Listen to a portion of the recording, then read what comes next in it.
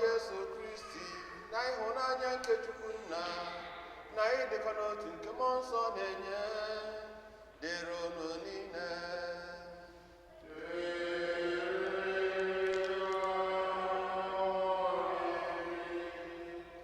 Ụmụnne nna Kristi ụtọ dị Jesu, tata bụ ụka nke ịnọ n'oge na-adabeghị n'emume ọbụla n'afọ abụọ nke ụka.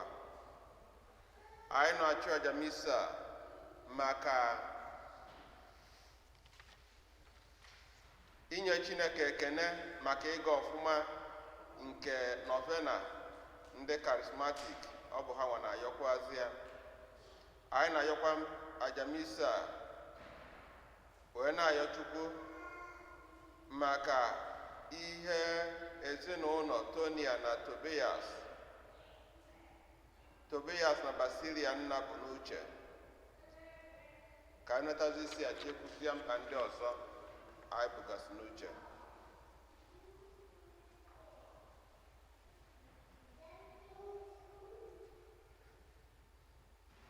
Ụmụnna, ka anyị kwado nwaanyị ka maka nnukwu eme nke Eucharistia site n'ikwupụta njọ anyị.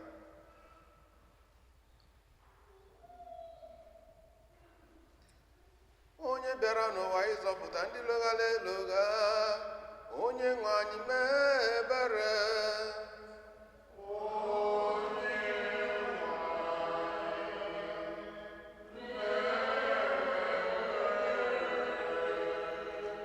Onye nọ n'aka nri Nna na-arịọtara anyị Chukwu arịrịọ, Kristi mee ebere.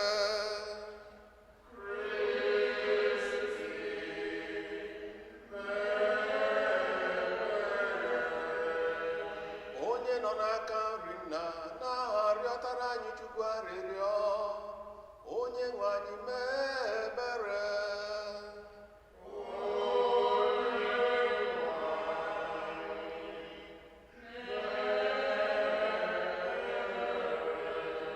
Chineke jike niile mere anyị ebere, gbaghara anyị njọ anyị, duru anyị na ndụ ebe ebe.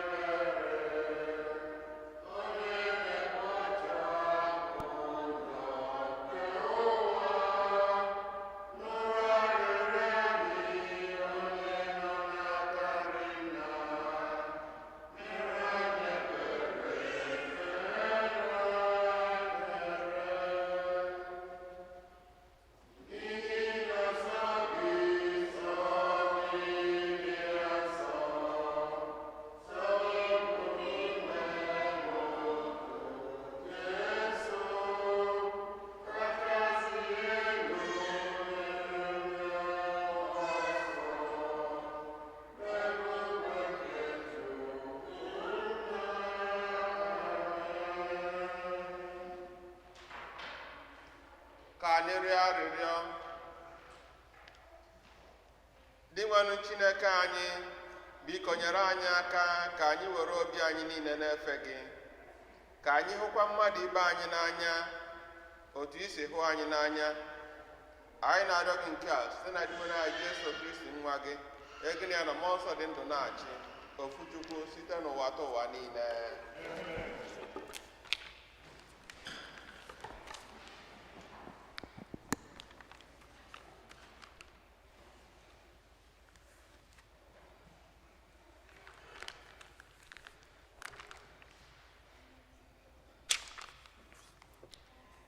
Ihe ọgụgụ ewetara n'akwụkwọ Deuteronomy.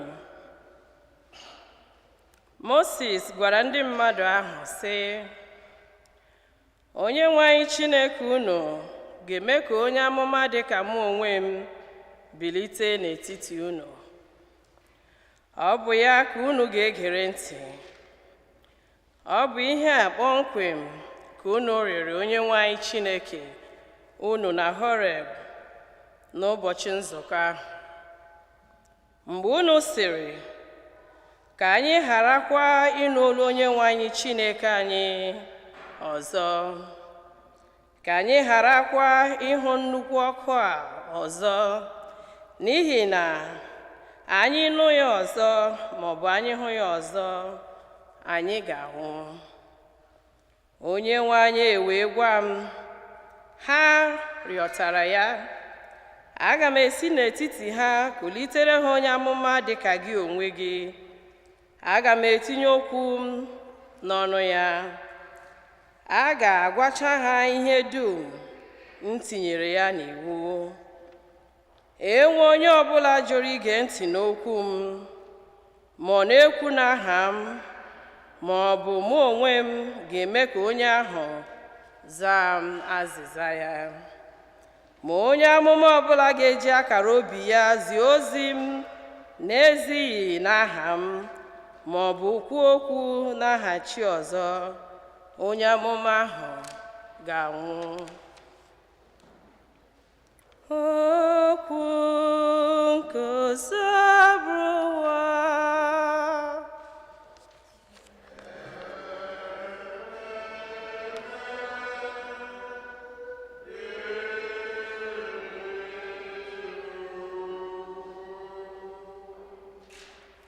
Unu n'olu ya taa, unu agbachikwala obi unu.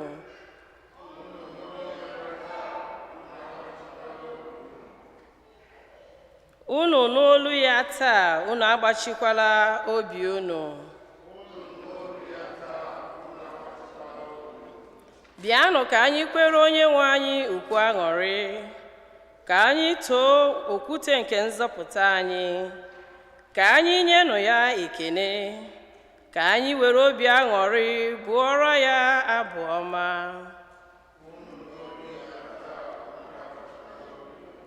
Bịanụ ka anyị hụlata sekpụrụ ya, ka anyị gbuo ikpere ala n'ihu Chineke kere anyị, n'ihi na ọ bụ Chineke anyị. Anyị bụ ndị ọ na-echekwa, bụrụkwa igwe atụrụ nke ọ na-edu. Ewo, asị nnọọ unu ga-anụ olu ya taa, unu akpụchikwala obi unu dịka na Meriba, dịka n'ụbọchị Masa n'ime ọzara, ebe nna unu ha leghara m. Ha buriri ụzọ hụ aka ọrụ m, ma bịakwa ilegha m.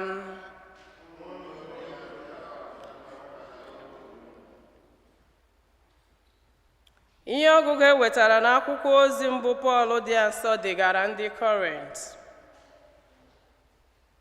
Ma ana m achọ ka unu ghara ichegbu onwe unu banyere ihe nke ụwa a. Onye na-enweghị nwunye na-echegbu onwe ya karịa maka ọrụ nke Onyenwe anyị, otu ọ ga-esi mee ihe ga-atọ Onyenwe anyị ụtọ. Ma onye nwere nwunye na-echegbukarị onwe ya maka ihe nke ụwa, otu ọ ga-esi mee ihe ga-atọ nwunye ya ụtọ. N'ihi nke a, mkpa ya kewara ụzọ abụọ.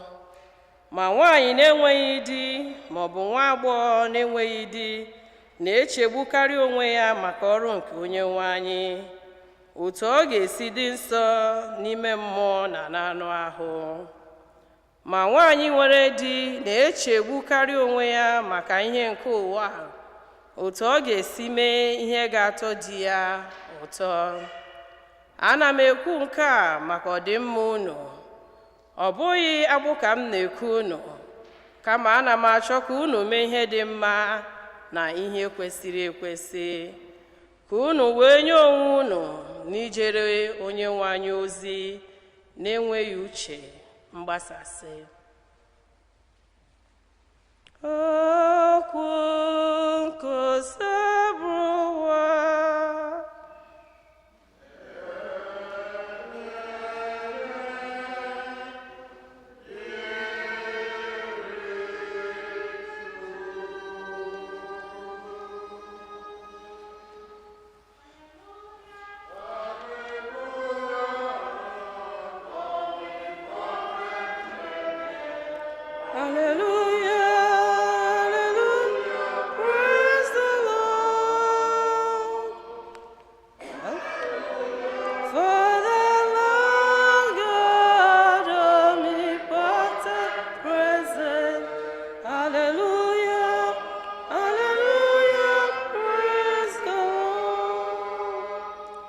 Onye nwe anyị, okwu gị bụ mmụọ na ndụ, ọ bụ gị ji okwu nke ndụ ebi ebi.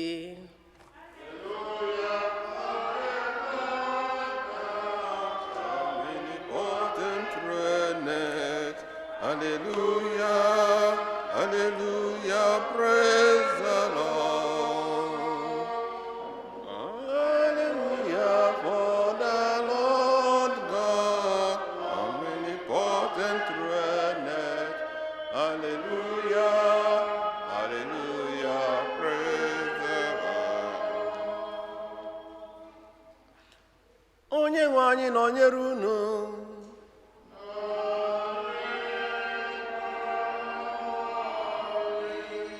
Ọgụgụ nke ya si n'ozi mmadụ asọ nke Mak dere.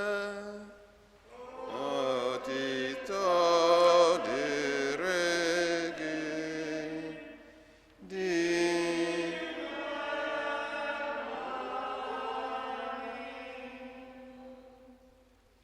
Jesu na ndị ụmụazụ ya wee bịaruo obodo Kapanọm. N'ụbọchị izu ike sonu, Jesu banyere n'ụlọ nzukọ ha na-akụzi ihe. Ụzọ o si akụzi nkụzi wee tụ ndị niile nụrụ ya anya, n'ihi na ọ na-ezi ha ihe ka onye nwere ike, ọ bụghị dị ka ndị ode akwụkwọ ha. Mgbe Jesu kpu okwu n'ọnụ, otu nwoke nwere mmụọ ọjọọ batara n'ụlọ nzukọ ahụ wee tie mkpu sị, Jesu onye Nazaret, gịnị ka anyị na gị nwekọrọ? Ị bịara ebe a ịla anyị n'iyi? Ama m onye ị bụ, onye nsọ nke Chineke. Jesu wee gbọjaa ya sị, kpuchie ọnụ gị, sikwa n'ime ya pụta. Mmụọ ọjọọ ahụ wee setie ya, tikwaa mkpu n'ọnụ ike, wee si n'ime ya pụta. Ọrụ ebube a wee ju mmadụ niile anya, nke mere na ha niile malitere ịjụrịta ibe ha sị, gịnị bụ nke a? Ọ bụ ozizi ọhụrụ. Nwoke a nwere ike ọbụnadị inye ndị mmụọ ọjọọ iwu, ha na-anụkwa ya ntị. Ngwa ngwa akụkọ banyere ya wee gbasaa n'ebe ahụ niile, n'ala dum dị Galili gburugburu. Ozi ọma ka o sebụrụ ụwa. Ito dịrị ka anyị si n'ozi ọma a nweta mgbaghara njọ anyị. Oto dị Jesu Kristi. Akwụkwọ nsọ si anyị, okwukwe na-esite n'ọnụnụ. Faith comes from hearing.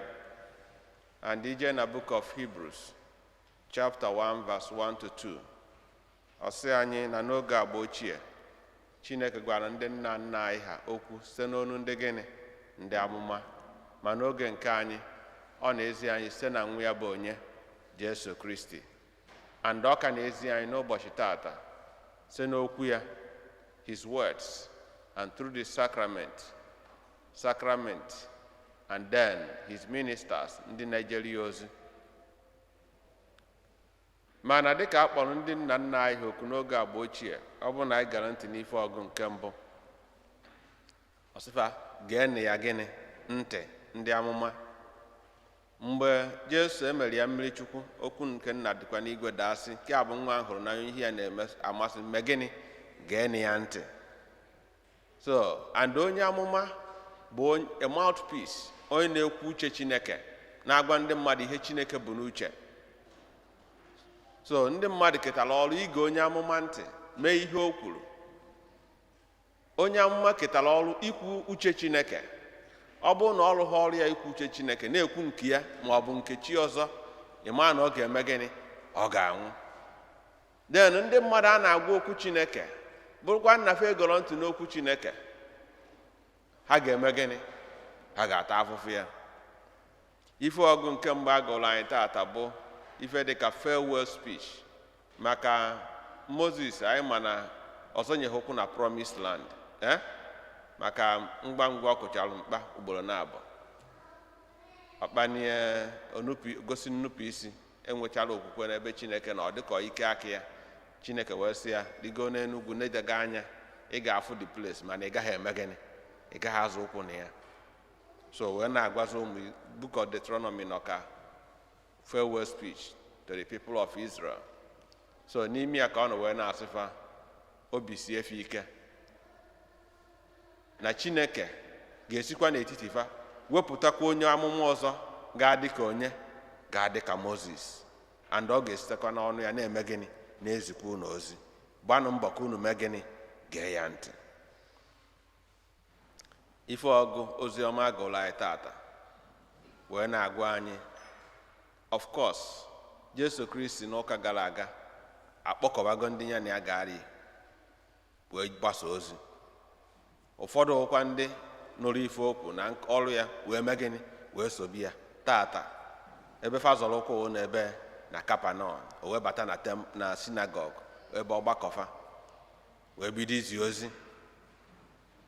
O wee na-ezi ozi, ha wee fụ na ife dị iche dị n'egbe na gịnị, na egbe, because he spoke with authority, ikike na ike. Ikike na ikikere ọ bụrụ dịka ndị ode akwụkwọ fa, because ndị ode akwụkwọ fa na-ekwu otu the prophets, na-ekwu otu ndị mmadụ, mana ya nwee nweghị onye ọ na-eme gịnị, ọ na-ekwu otu nwe onye ọ na-ama, ọ na-ekwu wute ike dị ya na ikikere o nwere. And anyị ma na Jesu Kristi Chukwu nwe mere mmadụ maka anyị, okwu emere arụ wee mee gịnị, wee binyere anyị. So mgbe ọ na-ekwu okwu afọ, ọ Chukwu ji aka ya na-eme gịnị, na-ekwu, maka na ọ Chukwu nwe mere mmadụ. So it's the word of God, even though na ha nwa n'onwe ha amasịrị ya ọfụma, mana ife ọ na-ekwu gosisi afa na onye amụma anọlugo na gịnị n'etiti anyị. O wee nọkwuzi ya na ya wee nye ajọ mmụọ iwu, o si n'ime onye ọ nọ mee gịnị, wee pụọ. Asị mba, nke a bụrụkwa gịnị, ọ bụrụkwa mmadụ nkịtị. So ụmụnne nna Chineke, ife a na-egosi anyị ọnọdụ onye a mmụọ ọjọọ ji, na-egosi anyị ọnọdụ anyị tupu anyị nwee encounter with Christ. Maka na o nwere ife jiduru mmadụ ana. Adam na Eve mesịrị gịnị, mesịrị njọ, sin, ajọ onye jide mmadụ iru na. Ịma na a na-ekwu ajọ mmụọ, ọtụtụ mgbe ndị mmadụ na-enebe anya ka afụ a monster mere na-akpagharị na na-asụbusi ndị mmadụ. Igbo version of ihe a gụrụ anyị taata na-egosi na onye a mmụọ ọjọọ ji batara abata, mana ịgụọ the English one, ị ga-afụ na ọ nọ anọ n'ime ebe ahụ. Jesu wee na-ekwuzi okwu, o feels uncomfortable maka na ọchịchị na ife enwere gịnị, enwere mmekọ. And ọnọdụ afọ ọ na-efu na most often n'ọnọdụ anyị nọ, because na o nwegasịrị mmụọ ọjọọ nọ n'ime anyị. You can talk about greed, violence, oppression, despair,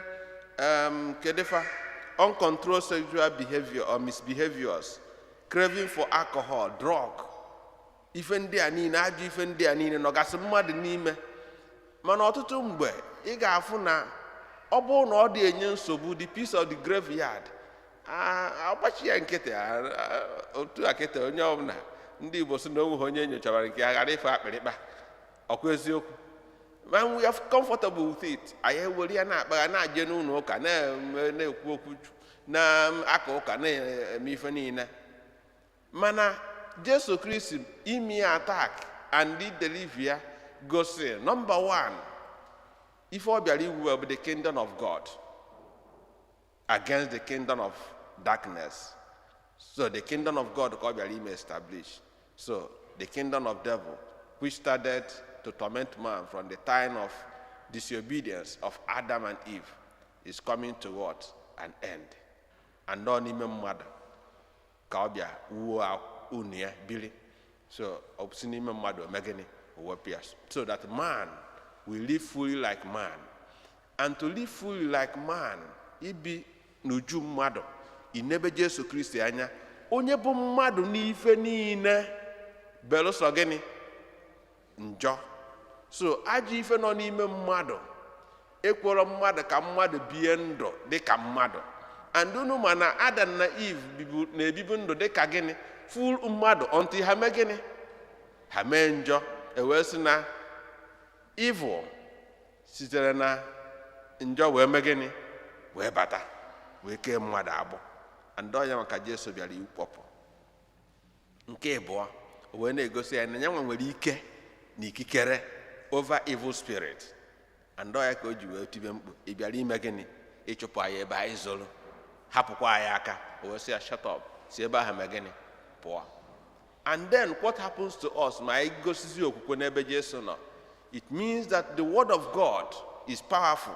O nwere ike nwee ikikere to deliver us from the bondage of sin and again evil. The word of God. Oh, ya can you be with faith comes from what?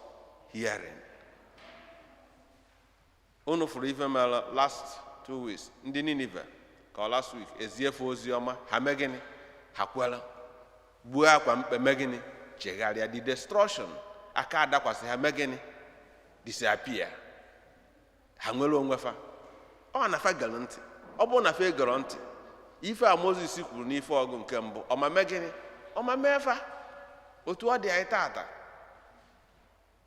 Ịma na ihe na-eme anyị na-alụgasị ndị mmadụ aka, but we know that what is happening to us ihe na-eme anyị si anyị n'aka.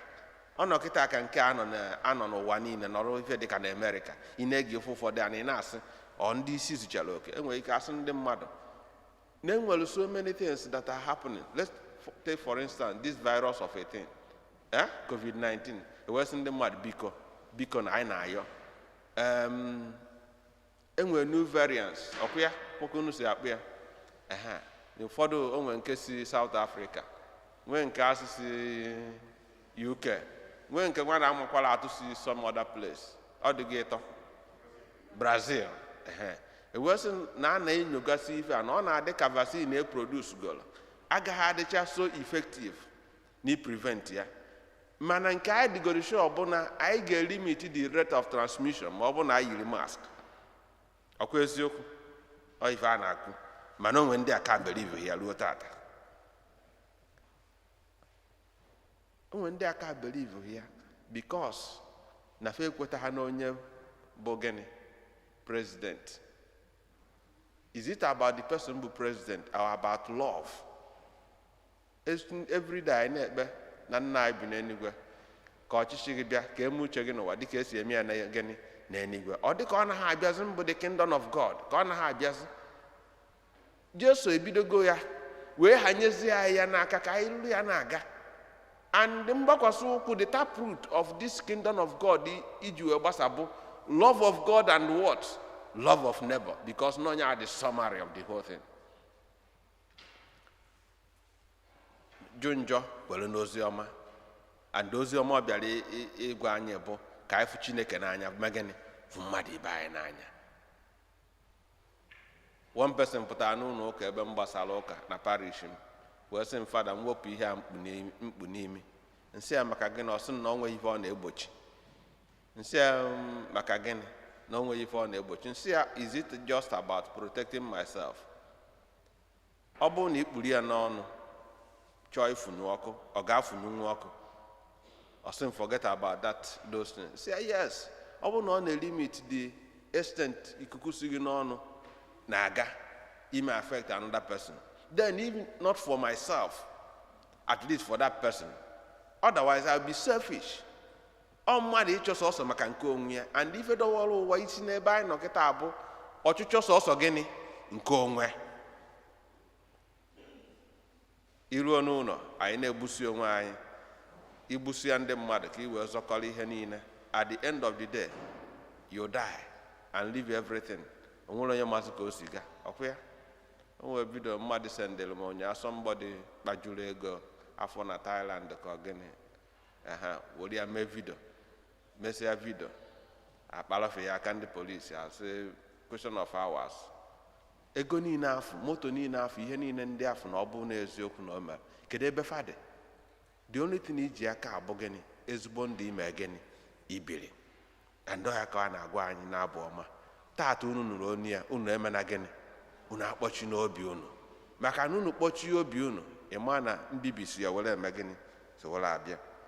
So my dear friends in Christ, or they are the reaction of the evil spirit, unclean spirit.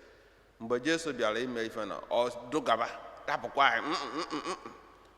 Onwe ife oni na-eri mperi nia. Ịchọ ka ịnụ si ọgụ. O nwere ike ọ bụrụ nwa ga anaghị erube isi, ịchọ ka egwu ya n'ife ọ na-eme adịrọ mma. Ọfụga asa na enemy. Ọkwa eziokwu. Ọ bụrụgodị gị ma na onwe gị, onwe ife riri gị mperi n'ime mmadụ chọọ ka okwuta maka ya jebe side ahụ. Ị na-ezie ka onye mmadụ si eze ọnya, onwe ebe ọnya na-ata gị, mmadụ na-abịa ị na-eze ebe ahụ maka ịchọ ha ka mmadụ megịnị meka gị n'ọnya afọ. That is the evil side of man. Onwere onye na-achọ ka aga side afọ. And ife a na-agwa anyị taata bụ, do not be afraid. Do not be afraid. Don't be discouraged and don't give up fighting to get rid of that evil in my life and in your life. They don't want to be disturbed. Fadi achọkwa ka emetụfa aka o. Fa na-achọkwa ka hapụ ebe fa nọ. Mana ịma na ụgbọ mmiri na-ekpu n'ime nya eholu ụgbọ mmiri buru ibu kịta. Ofu obere ife na-eri iki n'ime ya, mmiri si na ya bata, the capable ime gịnị, i destroy the whole ship ọkwụnụma. Or sink ya. Otu Africa, this evil day in our lives. So the earlier we get rid of them, the better. Onye na-atụ asị, ọsị na nwa obele asị, inwe ike tụgide ya wee mee gịnị, wee tụta nke onye na-ewu onwe ife mmadụ, ọ na-ewu ya nwa obele, onye na-eme otu afọ ka ọ dị. So ụmụnne na Chineke, okwu Chineke dị ike, and all the capable of delivering us, ịzọpụta anyị n'aka njọ na ajọ onye. Ka anyị na-ege ya ntị mgbe niile, yọọ Chineke ka o nyere anyị aka site na amara ya, ka anyị bụrụ ndị mmeri ka n'ụwa ka n'ụwa ọzọ site na Kristi onye nwe anyị. Udo dịrị unu.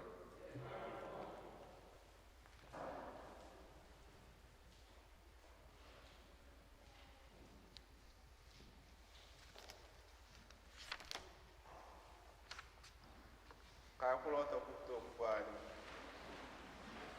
Ekwe n'otu Chineke, nna ji ike niile, onye mere eluigwe na ihe dum a na-ahụ anya na ndị anaghị ahụ anya, ya na otu onye nwe anyị Jesu Kristi, si otu nwa Chineke bụ nna mụrụ tupu ụwa atọ ụwa niile, Chukwu si na Chukwu, ihe si n'ihe, ezi Chukwu si n'ezi Chukwu, a mụrụ ya amụ emeghị ihe eme, ya na nna bụ otu ihe, ihe a ji bụrụ Chukwu, onye si na ya mee ihe dum, onye maka ihe anyị bụ mmadụ na maka ihe nzọpụta anyị si n'eluigwe gbadata, o were ahụ na ebe ejimara si na mmụọ nsọ ọ bụrụ mmadụ, ọ bịa kpọkpọ ya n'obe n'ihi anyị, nye Pontius Pilate, ọ taa ahụhụ, ọnwụọ, enye ya, o bite n'ụbọchị nke atọ, ka akwụkwọ nsọ si ọrụ ọkụ n'eluigwe, nọ na ndị dị ndụ na ndị nwụrụ anwụ ikpe. Na mmụọ nsọ, onye nwe anyị na-enye ndụ, onye si na nna na nwa pụta, onye a na-esepụrụ onye si na ndị ahụ ma kwuo ekwe n'otu nzukọ nsọ Katọlik Apọstọlik, ekwupụta n'otu baptizim nke mgbaghara njọ.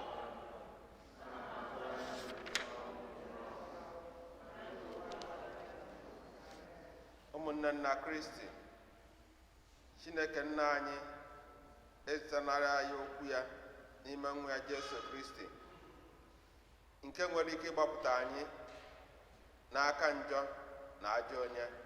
N'okwukwe anyị nwere n'okwu ya ka anyị kpọkuo ma ya enyemaka na mkpa anyị dị iche iche, ka nke arụ ka nke mkpụrụ obi.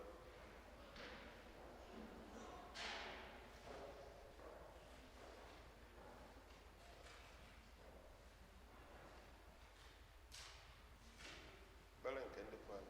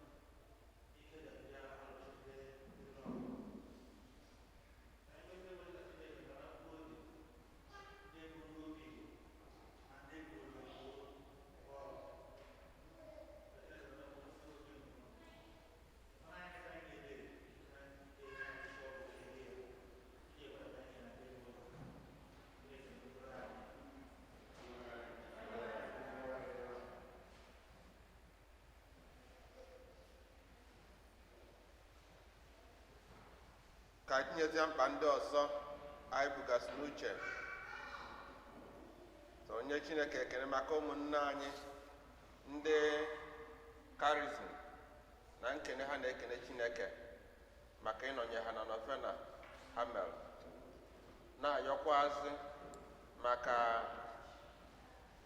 nnọnyere Chineke n'isi ezinụlọ Tony, Tobias na Basilia nna, na-ayọ maka mkpụrụ obi ndị niile nwụrụ anwụ ka Chineke nyekwazị ha ezumike ebe. Chineke pụrụ ime ife niile, nụrụ arịrịọ na ekpere nke anyị bụ ụmụ gị na-ebute n'iru gị, n'ihi obiọma gị mere ihe niile nke anyị ji ume a na-arịọ site na Kristi dị nwe n'anyị. Amen.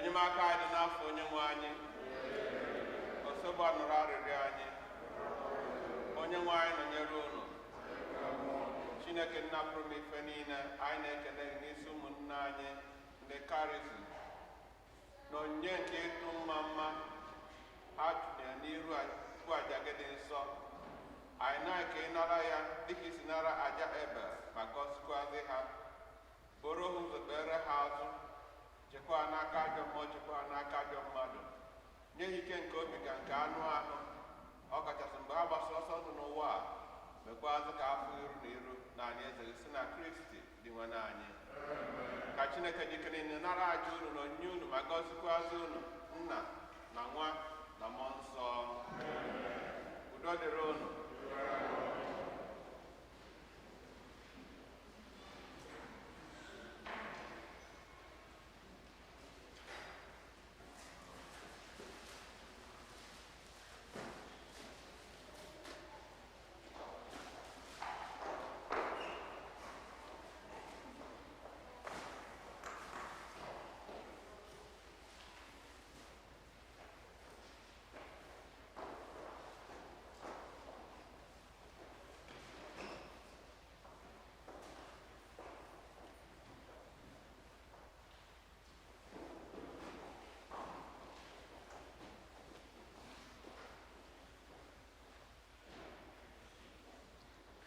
Ekene dịrị osogbu Chineke nke ụwa niile na ọjọọ maka asịta aja na-enye ezi ọkụ mmadụ si ihe ara nta mụta ma a na-ya ka ọrụ nye aja nke ndụ ka ọ dị Chineke ebe ekene dịrị osogbu Chineke nke ụwa niile na ọjọọ maka asịta mmadụ ka a na-enye ezi ọkụ mmadụ bụ ebe anyị ma a na-ya ka ọrụ nye ọkụ mmụọ ka ọ dị Chineke ebe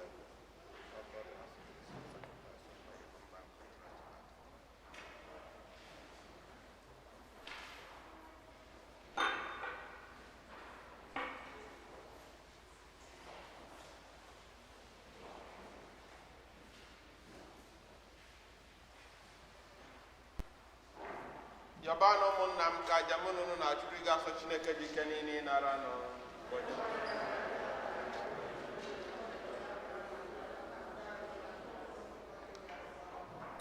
onye nwe anyị na-arịọ gị ka onyinye ndị anyị na-ekpo ụmụ gị odibo gị na-ebute n'ebe nchụaja gị masị gị ịnara nụ biko mee ka ha ghọrọ anyị ihe ọgbụgba ndụ nke nzọpụta anyị site na Kristi dị nwe anyị onye nwe anyị nọnyere unu welite na obi enu ka anyị nyere dị nwere Chukwu anyị ekene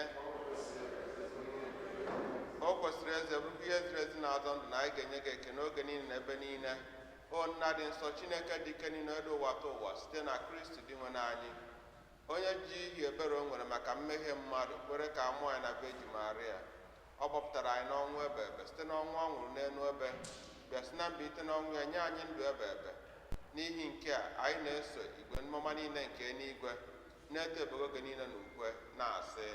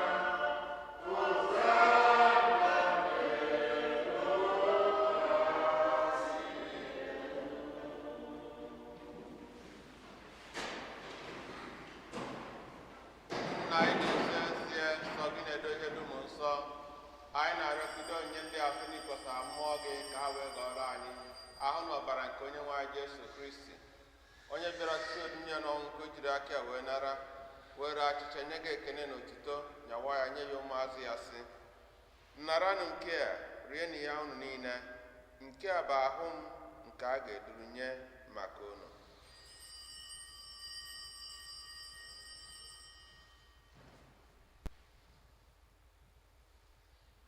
Otu akwa ka o si mee mgbe ha richara nri anyasị, o buru iko mmanya nyekwa gị ekene na otuto, bunye ya ụmụazụ ya sị, naranụ nke a, ṅụọnụ ya unu niile, nke a bụ iko nke ọbara m, nke ọgba ndụ ọhụrụ dị ebe ebe.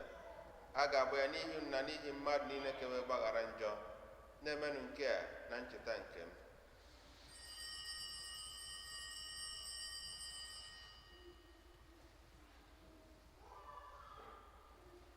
Ka anyị kwupụta n'ife omiko okwukwe anyị na-eme ugbu a. Anyị na-ekwupụta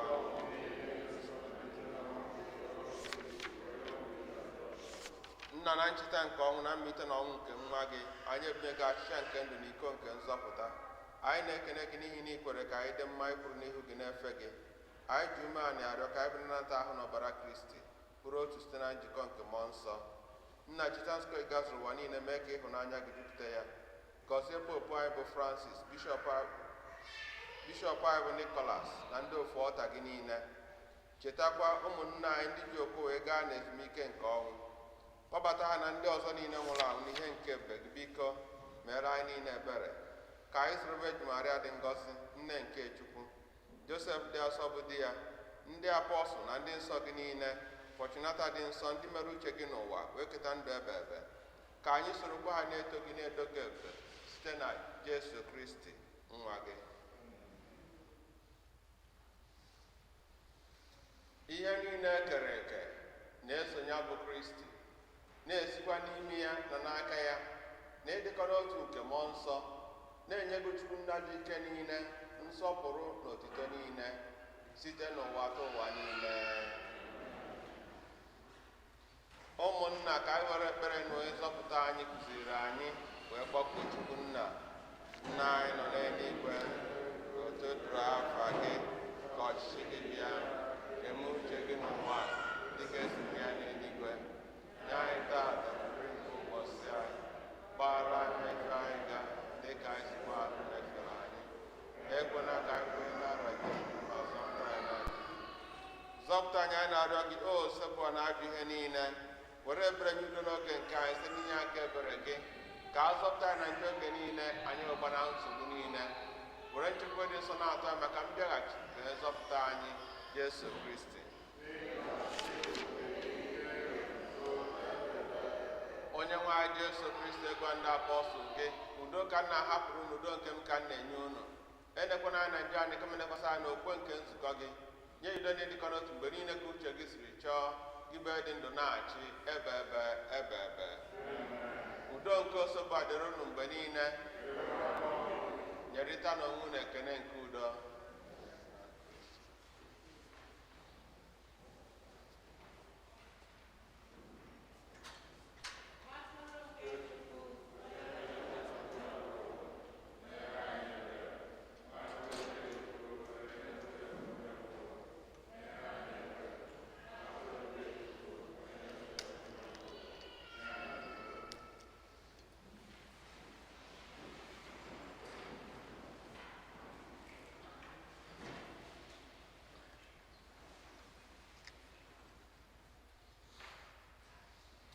Na-enwe atụrụ nke Chukwu na edimo na Jesu Kristi na-ebochapụ njọ nke ụwa, ha ṅụrụ isi ọma bụ ndị akpọ na oriri nke nwa atụrụ Chineke.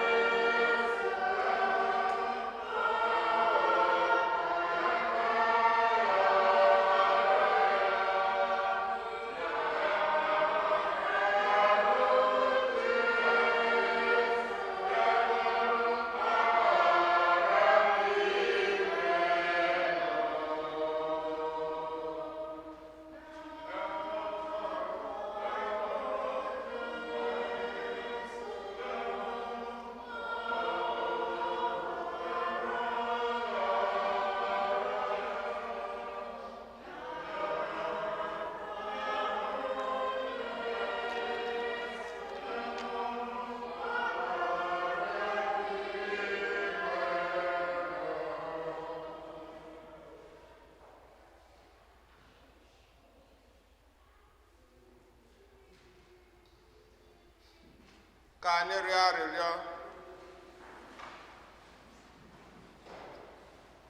Onye nwe anyị, ị na-eme ka anyị gbasie ike mgbe niile site n'enyemaka nzọpụta nke a, site n'oriri ahụ na ọbara nwa gị, mee ka ezigbo okwukwe na-abawanye mgbe niile n'ụwa site na Kristi dị nwe anyị. Ka anyị nọdụ anyị.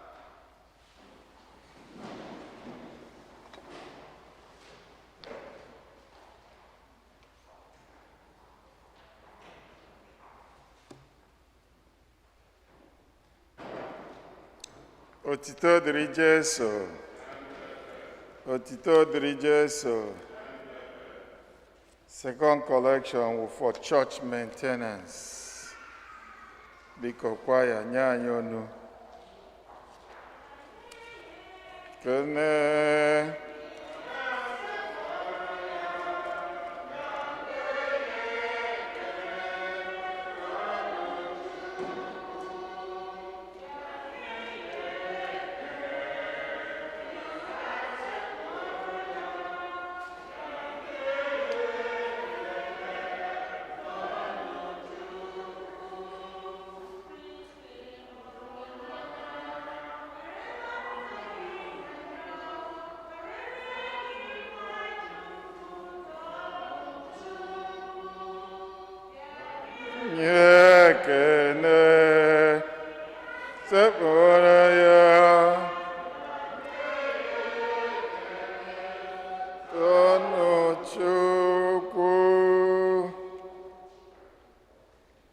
The charismatic renewal will be sowing seed today.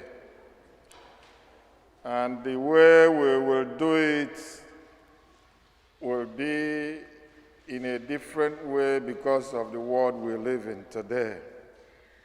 Onye ọbụla ya akwụla ọtọ ebe ọ nọ wonie ihe o ji, sow seed, and Tony and Noram will go around to collect it after the blessing. Choir.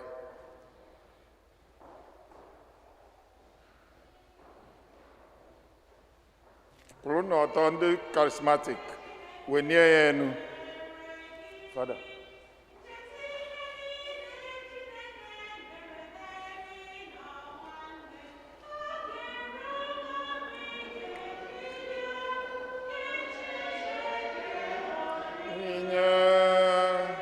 Bruno Tondo.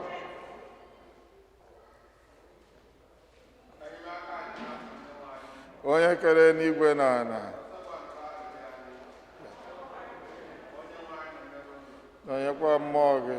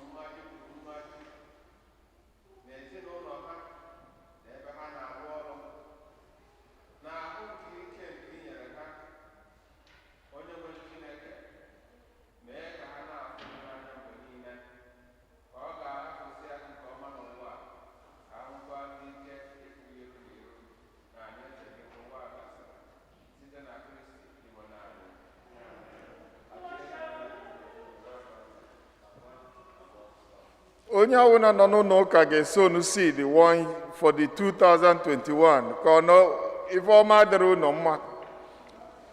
Ọ gọzikwala akpa unu. So kwanu seed. For me, Madele, unto the Lord. For me,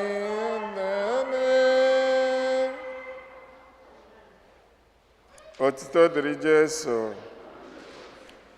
Otito dịrị Jesu. Wednesday is the feast of St. Blaise. The blessing of the throat will take place at the end of 8 a.m. Mass. Nekwa na-ekwu ukwe, unu niile ka bless ya onu unu.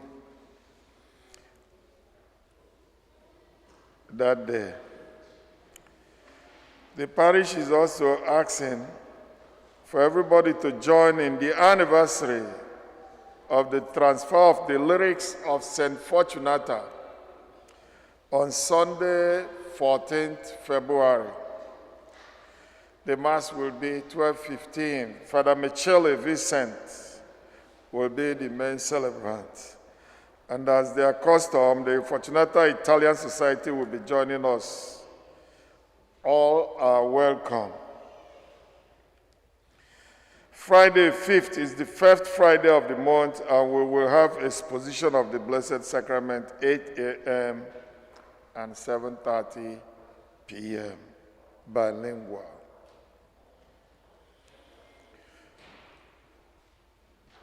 The diocese has initiated a parish stewardship program. You have received a letter asking you to continue supporting St. Fortunata. Those that are already generously contributing, thank you. Today is the deadline for returning your response. Please go to St. Fortunata website, stfortunata-brooklyn.org.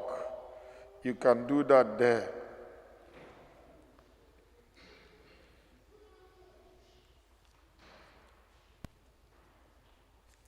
We are planning on celebrating the flight,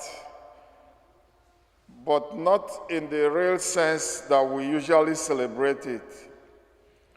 I know Bishop now. That day, that's the last Saturday, the last Sunday of February. We're looking up to get Saint-Ceric, another alike with us. This time, just Kai celebrate with Mass. There is no fanfare, there is no ceremony, just so that they thought that anniversary, just to celebrate a Christmas with social distance. Kai celebrate the flight with social distance. No brown bag or anything, just Bishop Biakasiala Anyoka. We are still looking for Bishop. When we get that, we confirm. Amen.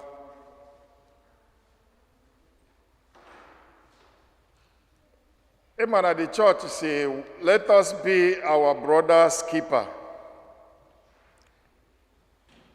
And it's so true.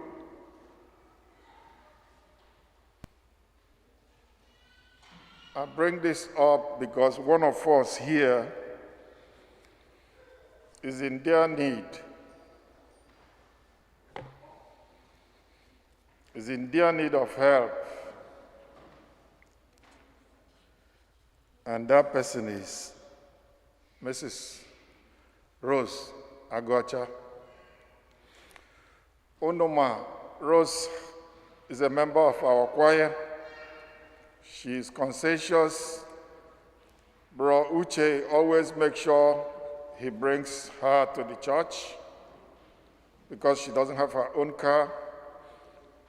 And also, Bro Uche and others have also been helping her in one way or the other because Unuma her condition and the situation of people with or without papers.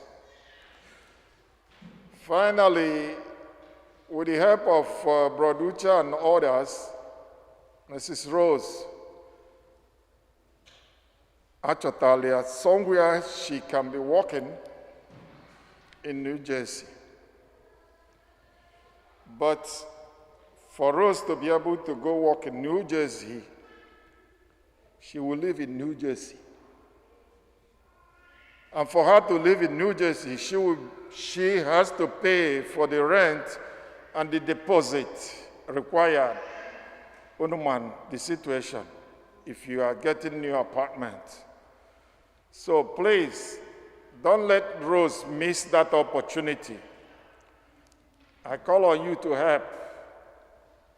Whatever you have, give it to Dr. Mozo as we finish Mass. We will count it and give it to Rose, because time is of essence. This is true to be our brothers and sisters keeper. Please do not disappoint. It is very important. If you say you don't have money, you can sell it to me. I will give it to her. Please, do your part and help our sister. If you don't have money now and you want to give, sell it to me. I will give her the money. Please. Chukwu gozie unu. And will any birthdays? Any birthdays? Anniversary? No anniversary? Newcomers? Otito diri Jesu. Otito diri Jesu.